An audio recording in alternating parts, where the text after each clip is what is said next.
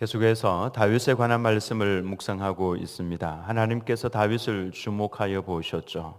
그리고 그를 선택하셨는데 우리가 다윗에 대해서 지난주부터 세 가지로 살펴보고 있습니다. 지난주에 살펴보았던 그 다윗에 관한 첫 번째 말씀은 다윗은 권위에 순종할 줄 아는 사람이었습니다. 아버지의 말씀에 늘 순종했죠. 우리가 권위 그러면은 멀리서 찾을 것이 아니라 가까이에 가정에서부터 찾아야 합니다. 가정에서의 권위는 아버지의 권위죠. 하나님께서 세우신 권위입니다. 사무엘이 이새의 집을 찾아왔을 때 이새는 7명의 아들은 그 앞에 서게 했지만은 막내인 8번째인 다윗은 들에 나가서 양을 치라고 명령을 내렸습니다. 그리고 다윗은 순종했습니다. 집에 그 유명한 사무엘 선지자가 찾아왔는데 다윗도 얼마나 그를 보고 싶었겠습니까? 평소에 하나님을 찬송하고 하나님을 경외하며 섬겼던 다윗이었는데 하나님의 사람 사무엘이 왔을 때에 이 다윗이 그 앞에서 얼마나 보고 싶었고 그의 말씀을 듣고 싶었겠습니까마는 그는 아버지의 말씀에 순종했습니다. 나중에 전쟁이 일어났을 때에 큰형, 둘째, 그리고 셋째 형까지 전쟁터에 나아갔죠. 아버지가 가서 음식도 전해주고 잘 있는지 살펴보고 오라고 했을 때에 누구에게 심부름을 시키냐면은 막내인 다윗에게 이 심부름을 시킵니다. 넷째와 다섯째와 여섯째와 일곱째도 있었지만은 이새는 다윗에게 시켰고 다윗은 왜 형들 시키지 않냐고 불평하지 않고 그는 그냥 그대로 순종했습니다. 그 순종을 통해서 다윗이 골리앗을 죽이게 되고 역사 속에 드러나게 되었던 것이죠. 권위의 말씀에 권위에 순종할 때 하나님께서는 기억하시고 반드시 그에 상응하는 복을 주신다라고 하는 것입니다. 이 모든 것을 하나님께서는 유심히 보고 계셨습니다. 우리가 권위에 순종하는 것은 하나님의 말씀에 순종하는 것이나 마찬가지입니다. 그래서 우리나라의 군사부 일체, 군, 대통령을 말하는 겁니다. 그 다음에 사는 스승을 말하는 것이고 그리고 부는 아버지를 말하는 것이죠.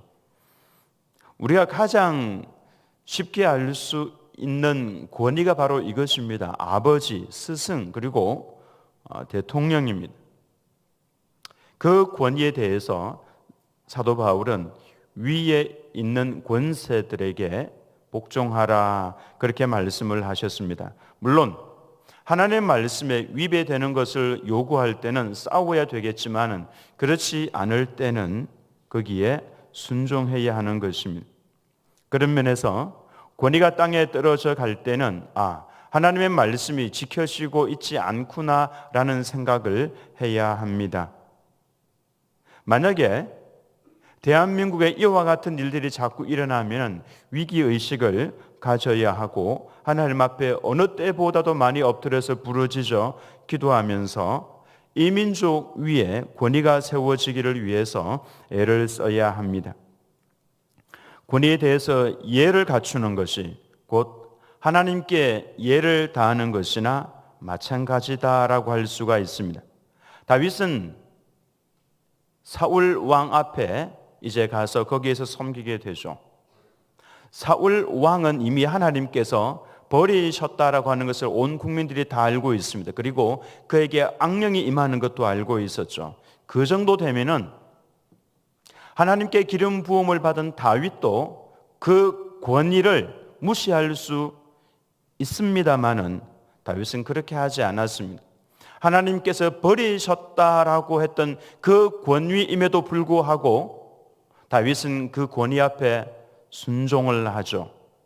하나님께서 유심히 보시는 것이 바로 이와 같은 부분입니다. 누구나 다 순종할 수 있는 권위 앞에 순종하는 것, 그건 누구나 할 수 있는 것이죠. 그러나 이와 같이 하나님의 말씀에 순종하기 위해서 사울 왕이라고 하는 버림받은 권위에 대해서도 순종하는 하나님께서 기름 부어 세우신 종이기 때문에 그래서 순종하는 이 다윗의 모습을 하나님께서는 유심히 보고 계셨다라고 하는 것입니다. 첫 번째로는 권위에 순종할 줄 아는 모습을 가지고 있었고, 두 번째로는 다윗은 사울 왕을 섬기는 일에 아주 성실하게 임했다라고 하는 것입니다.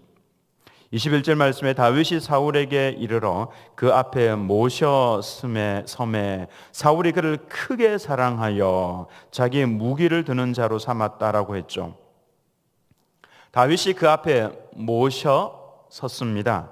그리고 사울이 그를 크게 사랑하였다라고 하는 이 한 문장 속에 다윗이 얼마나 사울을 섬기는데 성심성의껏 했는지를 알 수가 있습니다. 그가 얼마나 성실하게 사울 왕을 대했는지 이 문장 속에 다 들어가 있는 것이죠.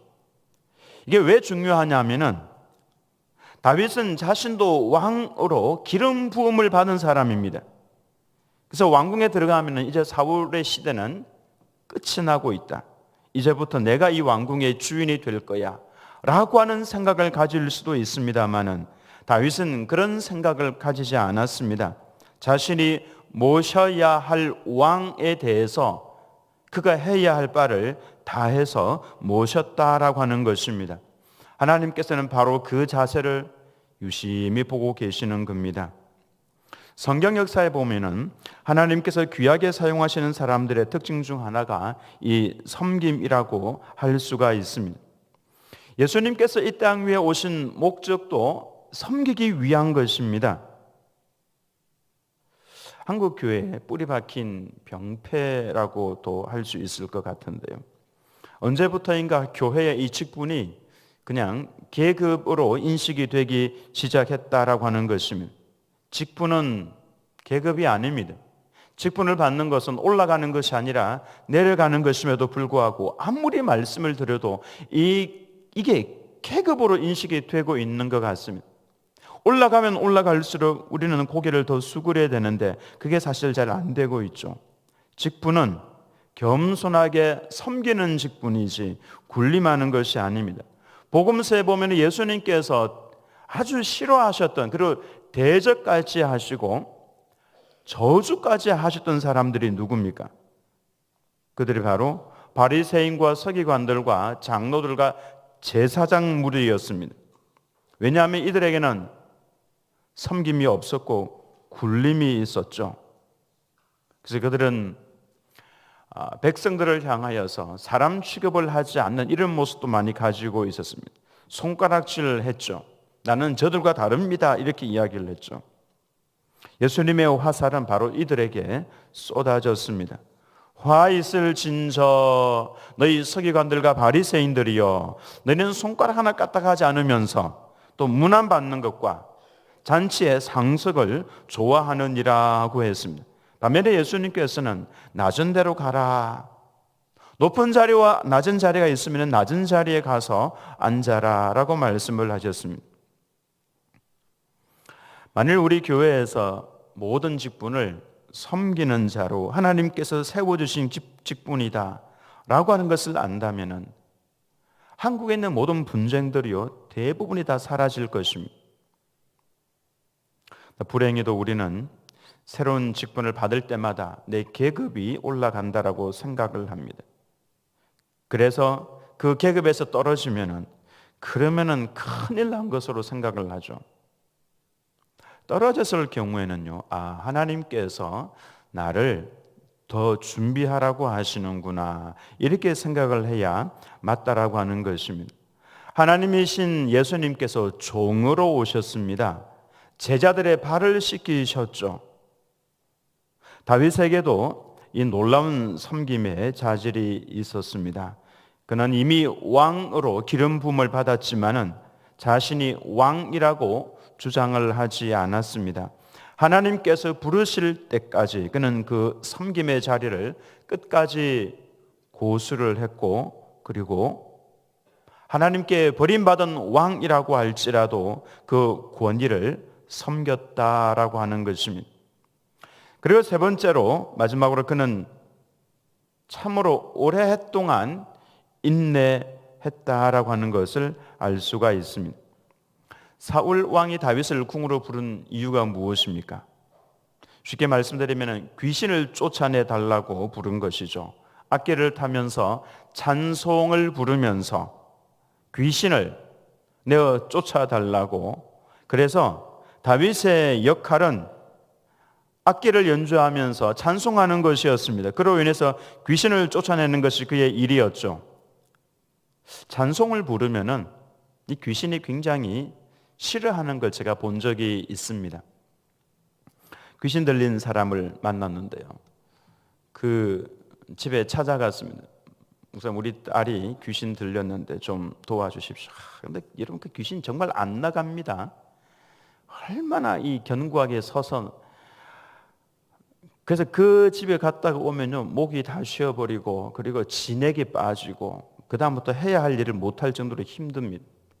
왜 성경에는 막 그렇게 한 번만 예수님 말씀하시면 귀신이 도망을 가는데 우리가 가서 하면은 그게 안 돼. 근데 보혈 찬송을 부르니까요 딱 앉아있다가 싹 돌아서면서 이렇게 쳐다보더라고요. 이렇게 쳐다보더니 방으로 얼른 들어가 버려요. 방으로. 그리고 문을 탁 잠궈버리더라고. 평촌에서 있었던 일인데요. 그때 제가 생각을 한 게, 이 보혈 찬송을 얘들이 되게 듣기 싫어하는구나 이런 생각을 했습니다. 찬송을 많이 부르시기 바랍니다. 찬송을 많이 부르면요, 오늘 말씀 보니까 다윗이 찬송을 핫불을 뜯으면서 찬송을 하면 귀신이 도망을 가는 이런 역사가 있죠. 이 사울 왕에게 임했던 악령이 떠나갔습니다. 그러니까 여러분의 가정을 찬송을 많이 부르는 가정으로 만드시고 가정에서 찬송 소리가 울려 퍼지면요 어둠이 물러가고 사탄이 물러가고 그곳에 하늘의 평안이 임한다라고 하는 것입니다. 여러분들이 집에 들어가는데 아내가 찬송을 부르고 있으면 얼마나 그 집안이 밝아지겠습니까? 여러분이 집에 들어가는데 아버지가 찬송을 부르고 있어요. 찬송을 부르고 있으면 그거 자체로서 밝음, 빛이 그 가운데 임한다라고 하는 것입니다. 더러운 귀신들이 도망을 가는 것이죠.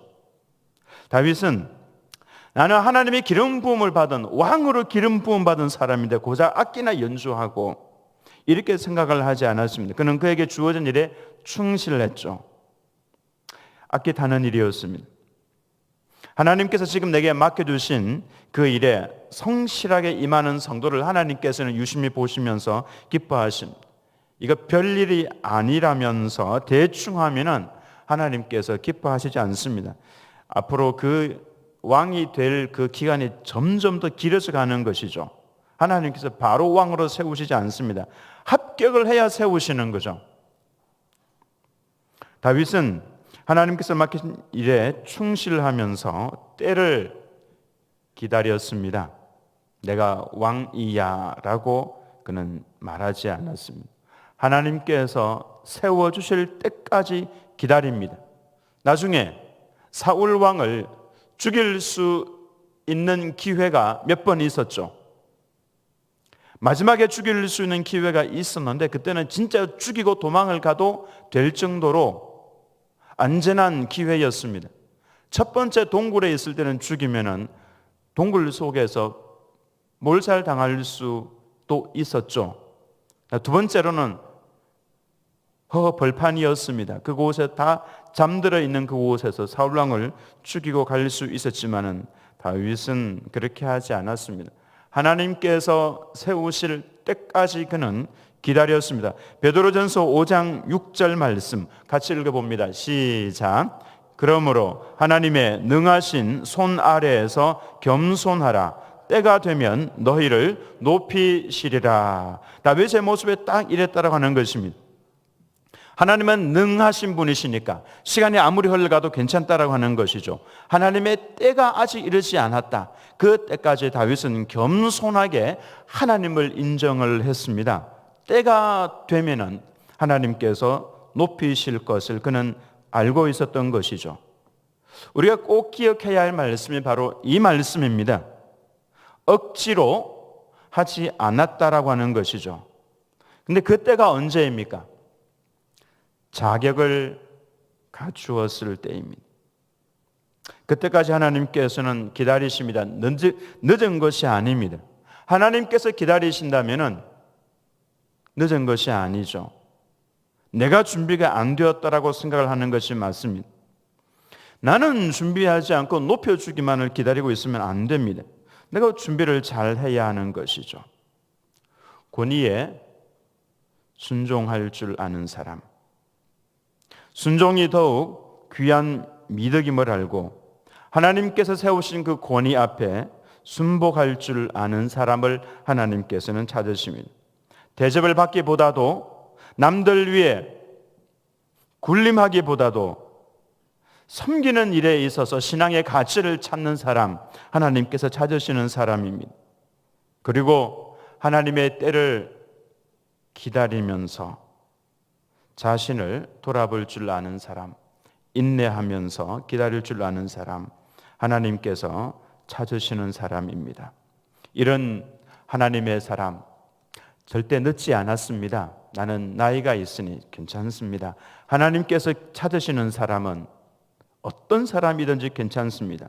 어린 아기에서부터 노인에 이르기까지 우리 모두가 이와 같이 하나님께서 바라보실 때 오케이 할 수 있는 그런 하나님의 사람으로 나타나시기를 예수님의 이름으로 축원합니다.